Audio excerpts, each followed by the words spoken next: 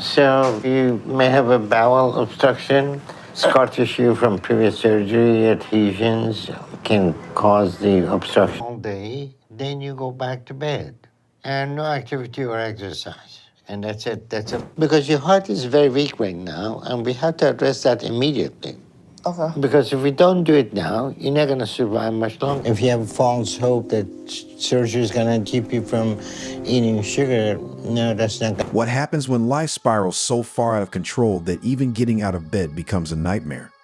On my 600 pounds life, some patients reach their breaking point, and when things get real, emotions run high. Whether it's Dr. Now's unfiltered truth bombs or the sheer overwhelm of their own situation. Some patients crumble under the pressure. And honestly, who wouldn't? It's a tragedy how these people have ruined themselves, and maybe that's why they deserve support. But how did things get so bad? And why did they just realize the gravity of their situation? One such case of self-imposed misery gone out of control is Lacy, a person with a ton of emotional baggage. That every inch of my body is constantly in pain. And it's so much worse when I move. So getting up and having to start my day is something I dread. Because the very first few steps out of bed, that's the most painful. And every day it's getting worse to the point where the agony of living such an unhealthy lifestyle is clear as day. Just getting out of bed is a chore for Lacy, and with each passing day, her condition keeps worsening. And it's not just the weight and unbearable pain due to immense pressure. She has a plethora of medical conditions on top of that. Things like blood pressure, heart issues, diabetes, all of which are related to being dangerously overweight. Despite all that, Lacy has a horrible relationship with food and refuses to give it up. Why? Beats me. Here's her justification for it. And I can't wait to eat.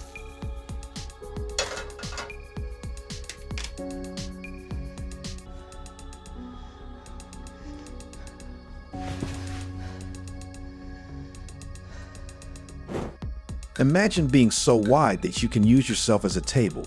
She uses food as an emotional crutch and as a way to regulate her mood, but that has horrible implications. She's practically addicted and can't bring herself to stop. At this rate, she'll be on the highway to an early demise. If food's so important to her, then why the sudden desire to lose weight?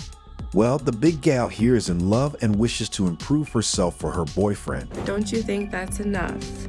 Or you've already had enough? And I would be like, I'm gonna go do it anyway because I can. So my weight gain continued and I made it over 200 pounds by the time I was 9. And that It'd be quite the dilemma if it weren't so insane. It's not like she has to give up all food, always and forever. The point here is balance and moderation, something she doesn't have the slightest idea about. She does seem to love her boyfriend, but will that be enough of a motivation? Either way, Lacy is turning to Dr. Now as a final resort for her problems, making a 5-day journey just to get to him. This is where the mental breakdowns begin. because I don't want to have to call an ambulance or any help. I just want to get in my room and eat and put this behind me.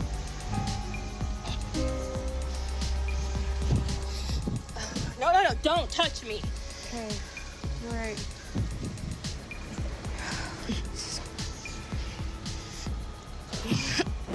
Well, at least she's honest about it. It's clear that she gave up on herself a while back and just went on an eternal bulk. The point is clear, and the doctor highlights it right off the bat. If she is self-aware enough to realize what the problem is, she should be responsible enough to do something about it. She didn't have an answer for that because she knew she was in the wrong. Lacy just shut down there with that deer in the headlights look, hoping the right answer would come to her. Giving credit where it's due, she does seem committed to do something about it now. However, life had other plans and things went horribly wrong next. The main one. So you're a sweets person. I am a sweets person. Okay. At least I have been. And you've lost some weight already, right? Yeah. So what's filled in for food? I might be gaining more. Okay. So we probably want to come up with a longer list of alternative coping strategies. Okay.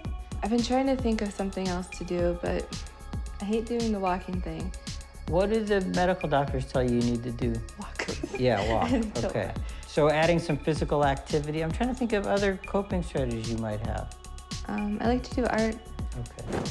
Doctor now gave Lacy a weight loss goal that she was supposed to hit. However, she couldn't and started missing appointments, trying to avoid the problem. On top of that, Lacy lied to her boyfriend, now fiancé, about not making any progress. Months later, they decided to move to Houston, and that's where Ricky's sister flew off the handle. Being incredibly cruel towards Lacy, she said some horrible things. What's worse is that Ricky decided to break off their engagement over it as well. Was Lacy wrong to lie? Yes. Is Ricky and his sister's reaction too harsh, you tell me? After this huge mess, Doctor now decided to remove Lacy from the program for the following reasons. And being in public is not as bad as I thought it would be. I think you're ready. Let's see it. Okay. All right, so you're gonna peel straight up. Take a deep breath. The like nerve-wracking part. Oh God. It's okay. There you go, there you go. I'm starting to have some excess skin in places that's bothering me. So my next big goal is to try and lose enough to get... There's no denying that what happened to Lacy was rough, but her excuses just keep on coming. She needs to take responsibility for her well-being or things will keep getting worse. One thing after another led to her having a horrible mental breakdown. While on the topic of responsibility, the next patient, Ryan, is rather allergic to it. The life that I'm living at the size I am right now it's something that no one should ever experience. It's not really a life. Because I can't do anything anymore, really. I'm too big. From the get-go, you can see his deteriorating mental health. It's almost as if he hates himself for being this way. And no wonder, it's a miserable situation. Imagine not being able to do anything productive with your life. It's understandable that Ryan had a complete meltdown over it. But what happened in his life that led to such a horrible relationship with food? On top of that, I wanted to be a running back. I wanted that position, but I couldn't run the ball. They told me, you're a lineman, and that stuck throughout all my football years. But being labeled that, mentally he destroyed me. So that started me on a downward spiral where I didn't really want to be around people. And all I did was go home and eat. When I started partying, drugs and alcohol with my friends. Freshman and sophomore year, I partied pretty hard. I smoked a lot. I drank more than any parent knows I did. First, Ryan's absent father and the toxic relationship with his stepfather created this huge mental challenge for him. His self-esteem was non-existent, so he turned to food as a means to escape and relieve his stress. After that, his aspirations to become a football player were crushed due to his weight, and that shattered his mental health.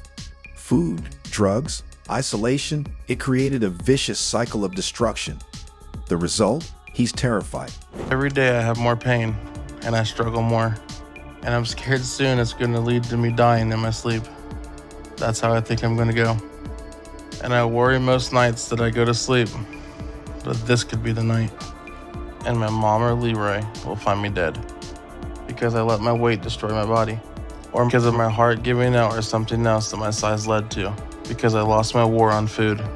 So I have to do something to stop that before it's too late. That's a grim thing to say, let alone come to terms with. He knows his life is at risk, yet he continues to worsen the situation. One mental breakdown after another, he goes to sleep every day terrified that he won't wake up tomorrow. So he reached out to Doctor Now for help, but the sob story he was selling, the doc wasn't buying. So you moved to Montana for friends, but now after 5 years you have no friends and it snows a lot and you overeat because of that? I wouldn't say it like that.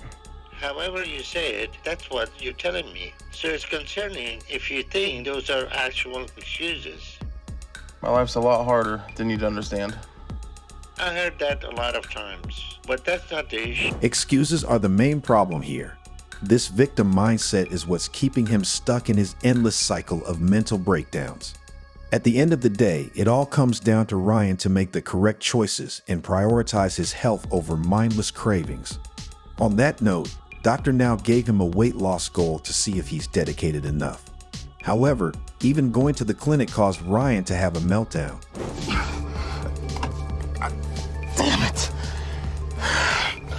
can't get my leg in. I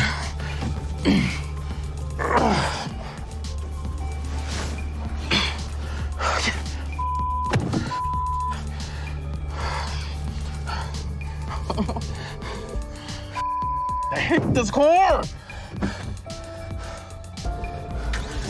Lashing out like that just goes to show how fragile his mental condition is. Ryan is beyond frustrated, so he's taking it out by getting angry. Really, if even walking to the car is too big a task for you, then something's seriously wrong. Sure, there's room for empathy, but there's a difference between empathy and enabling behavior. No amount of trauma justifies self-destruction. Ryan couldn't hit the goal, but that's not all. He started ghosting the doctor in shame and was eventually kicked out for this huge reason. Anyone. Then he told me he is still in Montana, but that he is sick and dying, and that he has a friend of their family who is a doctor who is taking care of him, and he doesn't need my help anymore. But a couple weeks after that, he sent me a message that he changed his mind, and that he wants to come to Houston and get my help. And then this past month, he said he moved to Oregon again, and is helping his friend out. But he won't talk to me anytime I set a call with him because he doesn't pick up. So I think at this point, Ryan has made his choice. He doesn't see the urgency in his situation to do it. It is manipulative to continuously make up excuses to get what you want. The really inexcusable thing is him lying to the doctor. He claims that he followed the diet plan, but there were invisible results. Moreover, he continued his horrid lifestyle, having cheat days to make things easier for himself. The dude's been having cheat days all his life and still wants more, but it's not always excuses that are the problem. In some cases, it's enabling partners that ruin everything. This next case, Lisa, is a prime example of that. I'm stuck in this bed and I'm helpless. I can't go anywhere. I can't walk. The littlest things I can't do for myself. Lisa feels hopeless, but this is despair of her own creation, and she knows that. Her self-hatred only serves to worsen the situation as she continues to stress eat, feel guilty, and then eat even more. But Lisa is completely bedridden, and the self-hatred leads to some of the worst breakdowns ever seen on this show. But this problem stems from deeper issues, ones rooted in abuse, trauma, and more questionable choices. Mama fat baby. My brothers call me fat ass. Well, me and my brother made fun of her more than anybody else. I know she didn't like it too much because we used to get on all the time. We used to call her chubby, large, stuff like that.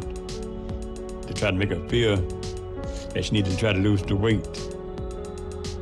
It bothered me, but it didn't stop me from... Not exactly the best decision maker here, but that's pretty much insane. Not only did she marry a convicted murderer, she waited for him to be released from prison. After that, things took a turn for the worse and the abuse began. Thankfully, she had the sense to put an end to that marriage and call the cops. Years later, now she's with Randy, her current boyfriend. They're ready for marriage, but Lisa is too wide to be rolled down the aisle. This reality that she's living in terrifies her, and that is why she wants to change. I eat my regular 3 meals a day, plus 3 more. We don't have any more ice, Thank you. but that juice is cold. Thanks. I don't have portion size. I like to stack my plate and get to business. When I'm eating, nothing goes. You can't help but feel empathy towards her. She does deserve a normal and healthy life, but for that, she needs to take the charge and put in the hard work. Her mental breakdown is particularly heart-wrenching, the way she wishes for life's simplest joys. To top it off, even her sisters won't come visit her as they can't bring themselves to see her in such a state. To turn her life around, Lisa reaches out to Dr. Now, hoping that this will work out. Danielle! This is definitely my mom's last chance because no one has been willing to help her. It's the last resort, and it's my last resort because I feel like if she doesn't do what she needs to do, I'll be at the end of the rope. It's no doubt that Randy is making a huge sacrifice by continuing to look after her even in her current condition. But this problem goes both ways. You see, Randy enables her by feeding her whatever she wants, whenever she wants. Needless to say, that is a horrible idea, and he himself admits this. Move me out of this bed. Lord, give me strength.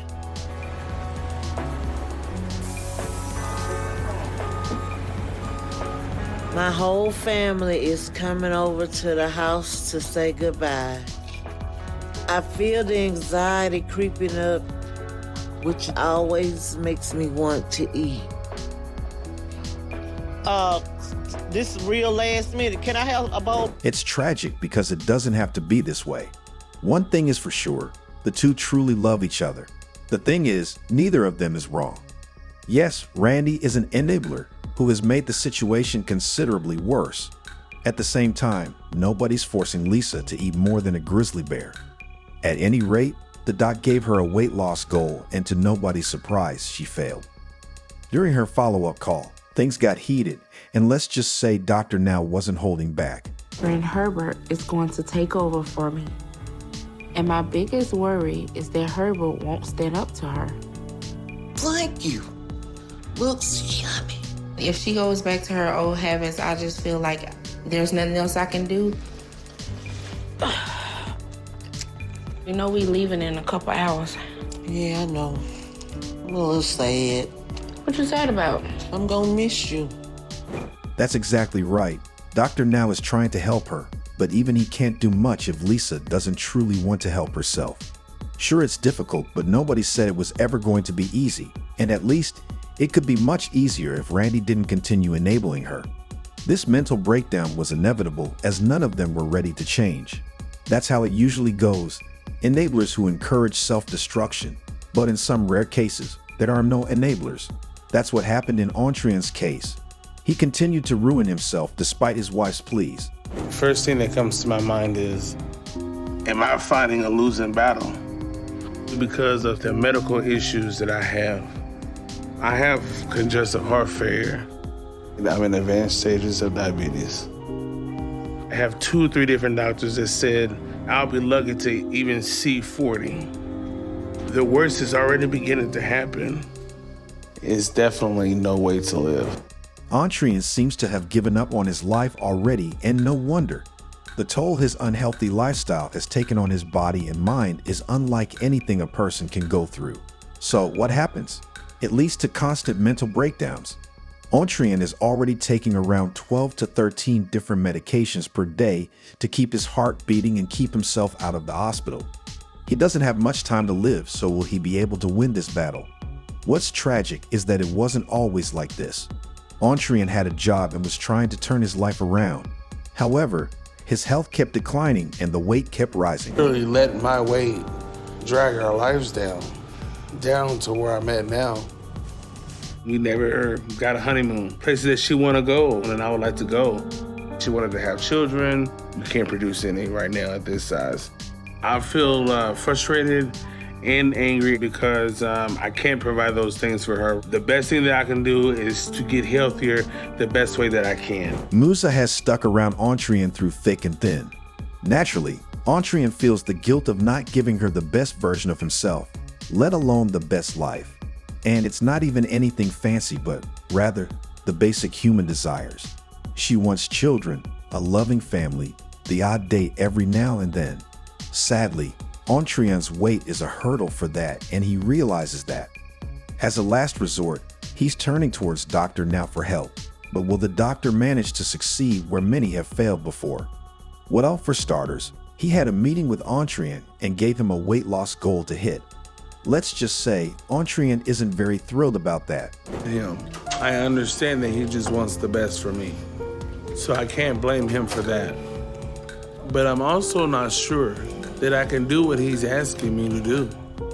He made it sound so easy, but he's dealing with a lifetime of habit forming. It's hard to change that, but I know that my wife needs me to do this. I want to do it too and give it my best. At the very least, our big boy has the self-awareness to know that Dr. now wants what's best for him. However, it all immediately goes downhill as Ontreon starts coming up with excuses. He claims that the doctor doesn't understand how hard it is to break habits, but this weight loss program has worked for countless people. Maybe the problem lies with Ontreon and his inability to take responsibility. But hey, he's willing to try, so that's something. To nobody's surprise, it didn't work out well, and here's how the next meeting went after Ontreon failed to succeed. It's something that you're going to have to be the one to follow the instruction and do the right thing for your own good to save your life.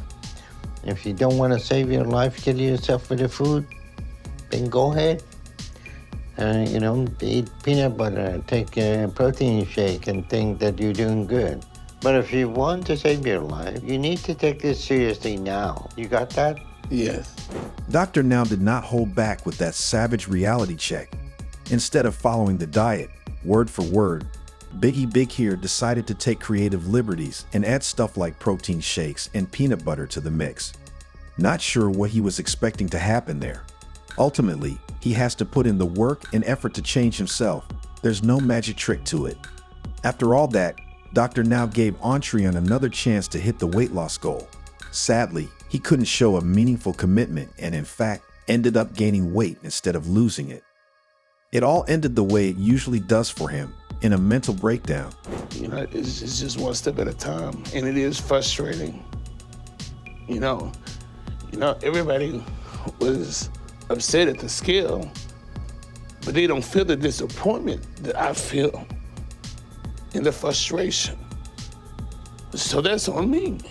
We can talk about whatever, but that hurts me more than anybody else because I know the changes that I've been making and trying to keep making, even though I struggle, even though the weight says one thing, I've been making changes. Again, it's good that he's trying, but actions speak louder than words. And frankly, Ontreon's actions were anything but in the right direction. It's as if he didn't care enough to actually commit, and Dr. Now could see that. So despite Ontreon sobbing and begging, the doctor gave up on him and removed him from the program. Quite the tragedy considering the grave danger Ontreon is in. But at the end of the day, it all comes down to individual responsibility. Speaking of which, it's your responsibility to show the world just how dangerous this kind of lifestyle is. Now that's something you can easily do by just subscribing to the channel and liking the video.